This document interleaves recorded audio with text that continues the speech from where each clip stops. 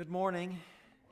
I hope that some of you will be able to join us at the nursing home today. Perhaps you saw or heard that the President has asked that this be a national day of prayer for those who suffered loss in the recent hurricane, and that's going to be the subject that we're going to be talking about at the nursing home today. And we will have a prayer there for those who lost loved ones and those who are still picking up the pieces. In case you didn't see on Facebook, we have a large church in the Houston area, and they run 7,000 to 9,000. It's a large congregation. The pastor is a friend of ours. His father went to college with my father, and we've known them for my whole life. And it would be a wonderful thing if you offered to support their efforts. They actually worked yesterday to clean up 55 homes in their area, and I know other churches are doing similar things, but I like to support local churches that are actually there doing the work of helping these folks to recover. You can find that link on my Facebook page, and I also referenced the Bloomington Christian Church, so you might be able to find it on the Bloomington Facebook page as well. This morning we want to look at Psalm 90, and our time may be a little short, so I'll try and talk fast. Psalm 90, I mentioned to you a couple of weeks ago that this morning's message is ideal for anybody who's growing older. You know anybody who's growing older? That should be just about all of us, Gary. Should be just about all of us. The truth is we are all growing older, not just those who have September birthdays. We're all growing older, whether we're willing to admit it or not. A study that was released just this past week revealed the shocking truth that the average American dad is getting older. Now, I don't know what that study cost, but I could have saved them some money, because the fact is we're all getting older. Now, in fairness, I should probably tell you that this particular study found that men are waiting longer before having children. That's what they meant to say. But it's true, no matter how you look at it, we're all getting older. I'm getting older, you're getting older, all God's children getting older. I don't know who wrote this poem, but I kind of like it. It said, I thought I'd let my doctor check me because I didn't feel quite right. All those aches and pains annoyed me, and I couldn't sleep at night. He could find no real disorder, but he wouldn't let it rest. What with Medicare and Blue Cross, we should do a couple of tests. To the hospital he sent me, though I didn't feel that bad. He arranged for them to give me every test that could be had. I was fluoroscoped and cystoscoped, my aging frame displayed, stripped on an ice-cold table while my innards were x-rayed. I was checked for worms and parasites, for fungus and the crud, while they pierced me with long needles, taking samples of my blood. Doctors came to check me over, probed and pushed and poked around, and to make sure I was living, they wired me for sound.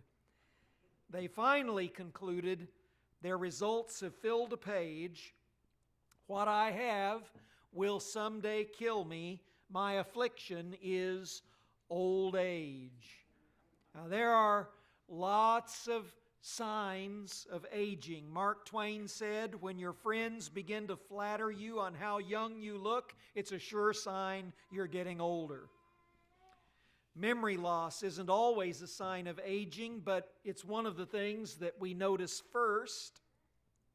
Some of you may have heard about the 3 senior citizens who were talking about their memory problems. One woman said, I can go to the refrigerator and open the door and not remember what I was looking for. Has that ever happened to you? The second lady said, I go upstairs and then I can't remember whether I'm here to take something up or bring something down. I know what that's like too. The third person was a man, and he said, well, fortunately, nothing like that has happened to me yet, knock on wood. And then he paused and said, excuse me while I get the door. In 1776, only 1 out of every 50 Americans was over age 65. Only 1 out of every 50 in 1776. Today, 1 out of 9 Americans exceeds age 65. Just over 100 years ago, at the turn of the last century, the average life expectancy for a man was about 50 years. The retirement age was set at 65 because most folks didn't live that long. Today, the retirement age is 67, and the average life expectancy is in the middle 70s for men and the early 80s for women, and the numbers seem to be holding steady. Americans are living longer, if not better, than ever. One authority on aging says that babies born today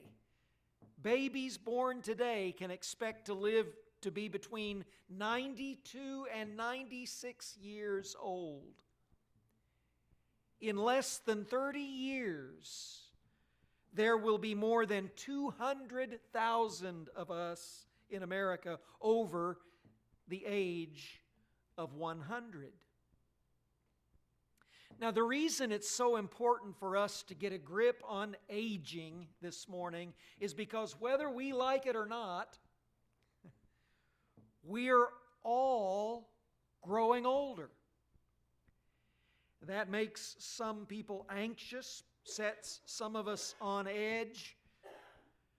I'm told that when Florence Nightingale turned 56, she believed that her life was all but over. She went to bed and stayed there for 34 years and died at the ripe old age of 90. What is old? Our text today is Psalm 90, which your Bible probably shows, as mine does, was written by Moses. Psalm 90, verse 10 says, our days may come to 70 years or 80 if our strength endures. Yet the best of them is but trouble and sorrow, for they quickly pass and we fly away. How old do you suppose Moses was when he wrote Psalm 90? We don't know. Bible scholars disagree and people make guesses, but no one knows for sure. It sounds as if he knows what he's talking about. We know that he was 40 years old when he left Egypt. He was 80 years old when God called him to lead the children of Israel out of Egypt. He was 120 when he looked out over the promised land and then died. What is old? Aaron was 83 when he became Israel's first high priest.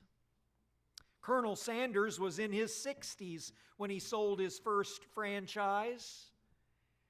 Grandma Moses was still painting at age 101. Benjamin Franklin was 81 when he helped frame the United States Constitution. Thomas Jefferson founded the University of Virginia when he was 76. What is old? Missionary Albert Schweitzer, who was also a medical doctor, said, "I have no intention of dying so long as I can do things. And if I can do things, there's no need to die. So I'll live a long time." And he did, living well into his 90s. The fact is, if you live long enough, you're going to grow old. But according to the Bible, growing old is not something we should fear. For the godly person, it's an honorable thing. Proverbs chapter 16, verse 31 says, "Gray hair is a crown of splendor. It's attained by a righteous life." Proverbs chapter 20, verse 29 says, "Gray hair is the splendor of the old." Moses may have been well up in years when he wrote Psalm 90 because he reminds that life is like the new grass of morning. That's verse 5 of Psalm 90. It lasts for such a short time, and then we fly away. Now that doesn't sound real promising until you realize that there are also some things to look forward to in our old age. And if we look closely at our text this morning, I believe Moses can help us to get a grip on this idea of aging. There are 4 thoughts that I want to share with you based on this song of Moses. As you and I grow older, we need to, number 1, remember the Lord. Remember the Lord. Now, in my Bible, this psalm comes with the heading that I mentioned a moment ago that says this is actually a prayer of Moses. Does yours say that? A prayer of Moses to the Lord.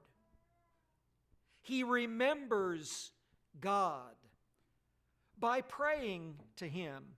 Verse 1, "You," that's God, have been our dwelling place," he says, "throughout all generations." Moses remembered the Lord. In my lifetime, I've known a number of people who have forgotten God in their old age. Somehow they got the idea that they paid their dues. They taught the same class every week for 20 years. They sang in the same choir. They sat in the same pew. In some cases, they gave the same dollar bill week after week and year after year. And now, so far as they're concerned, it's somebody else's turn. It's almost as if they decided to retire from the Christian life. But not Moses.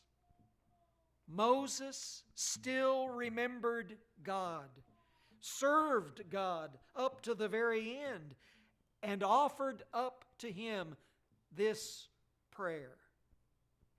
Moses is a good example of what God can do with a person as they grow older. He was 80 years old when he demanded of Pharaoh that he should let my people go. And I'm convinced that you and I should want to do more for the Lord as we grow older, not less. At age 92, Donald McGavern said, "When Christians no longer work for money, they can now begin to work for Christ." Many of the people who have rushed down to Houston to help with hurricane relief have retired from one job already, and now they are devoting themselves to serving the Lord. I think that's wonderful. More power to them. There is no retirement from the Christian life.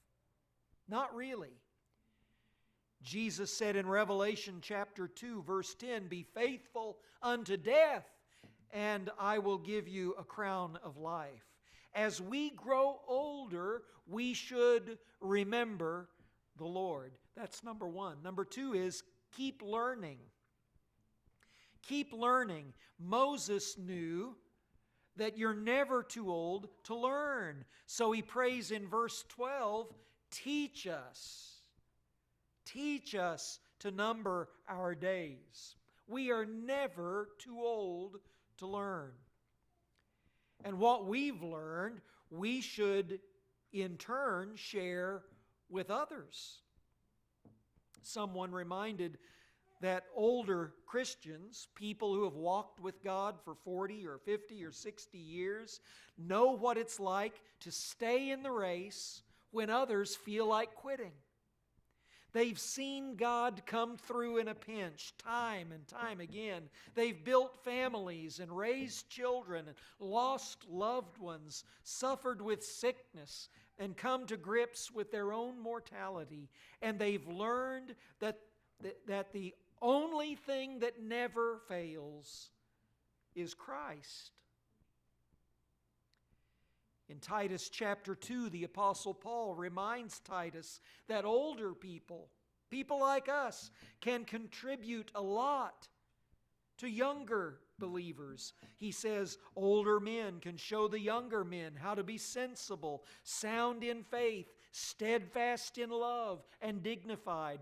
Older women, he says, can show the younger women how to take care of their families and find a life that's worth living over the long haul.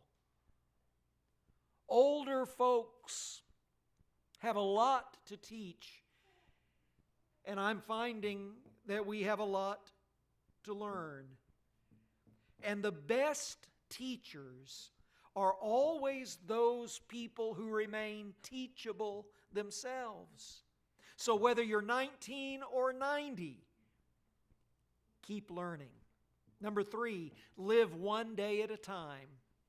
Live one day at a time. In verse 12, Moses said, teach us to number our days. Most people number their years, not their days. Isn't that right? We just sang happy birthday to those of you who are celebrating September birthdays. You're another year older, or just about another year older. But Moses says in Psalm 90 that we should be numbering our days.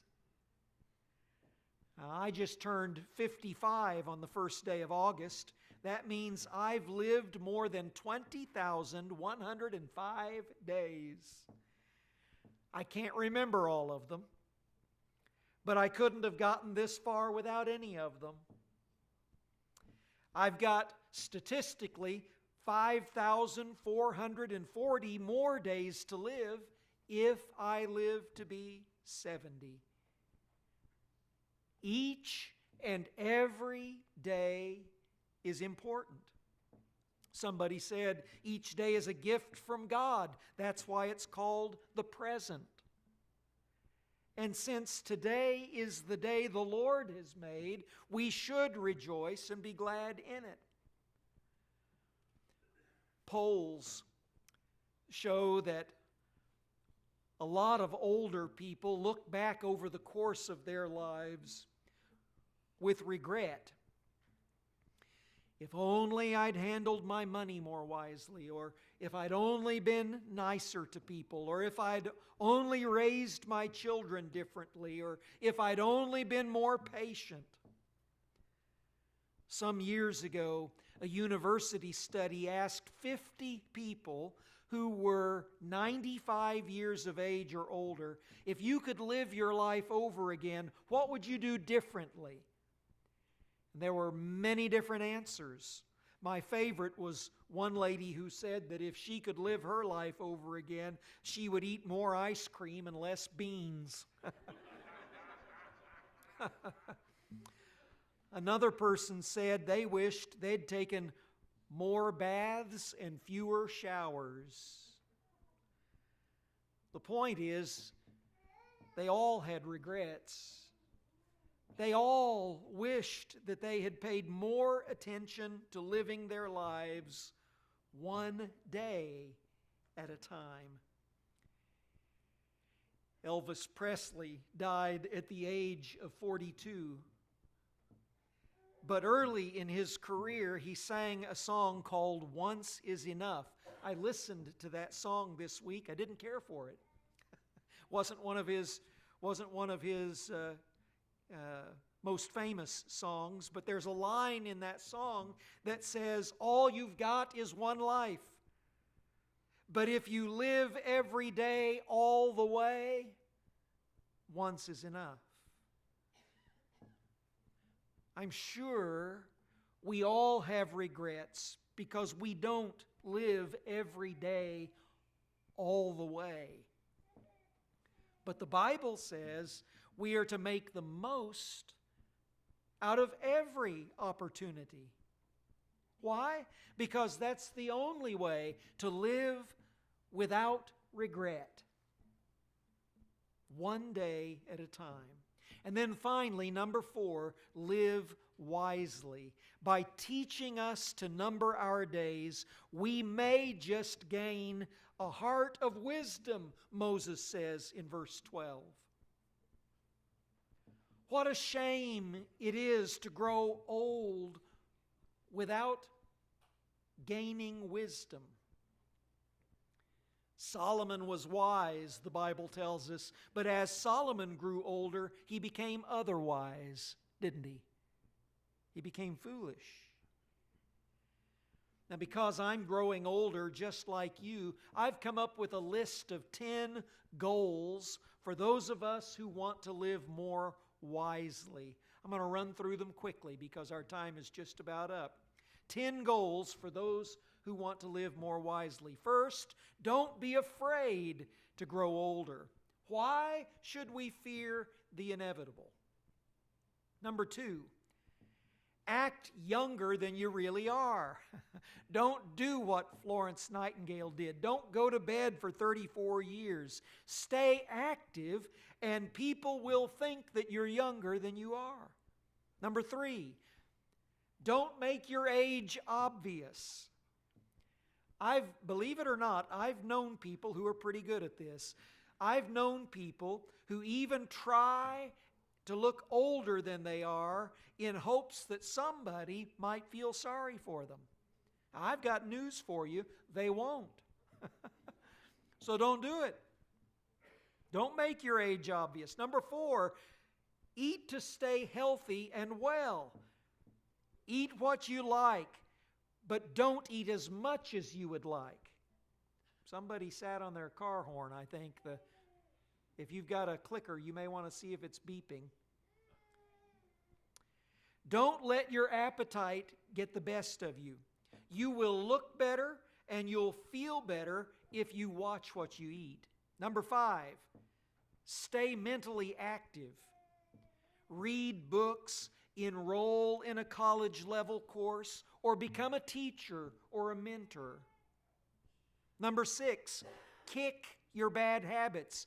University of Chicago gerontologist, a man who studies aging people, says that you can trim the rate at which you age if you will drop bad habits and add good ones.